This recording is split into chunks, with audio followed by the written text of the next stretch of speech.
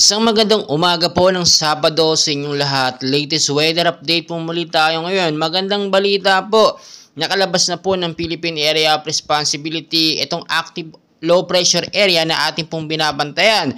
As of now, wala pong bagyo, wala pong active low pressure area sa loob ng PAR.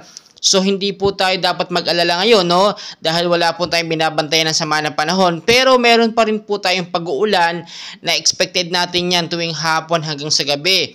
Dahil pa rin po yan sa hanging habagat or southwest monsoon na siyang pinapalakas nga po ng mga cloud cluster na nakapalibot pa rin po sa ating Philippine Area of Responsibility. At ngayon po, ang ating binabantayan naman dito, posibleng magkaroon talaga ng mga localized thunderstorm sa bansang Pilipinas, especially Luzon, Visayas at Mindanao, kasama na dyan ang hanging habagat na hindi na nga po nawawala. Ngayon po, dahil wala tayong binabantayan sa mga ng panahon, hindi ibig sabihin ito ay hindi na tayo dapat mag-alala. Ngayon po kasi dahil rainy season na September hanggang Disyembre ay inaasahan natin posibleng 5 hanggang 10 bagyo ang pumasok sa ating bansa. Pero ngayon po siguro nakatatlo na tayo, 2 bagyo na ang pumapasok unang week po ng Setyembre. Kaya hindi pa rin po tayo dapat maging kampante.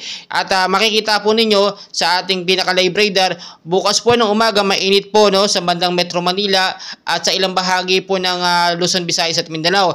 Expected din po natin pagdating po ng hapon ay makakaranas po ang Luzon, Visayas at Mindanao ng malakas po na pag-ulan, especially po sa hapon dahil lang nga rin po sa tinatawag natin na habagat na which is yung nagpapaulan po sa ilang bahagi ng bansa.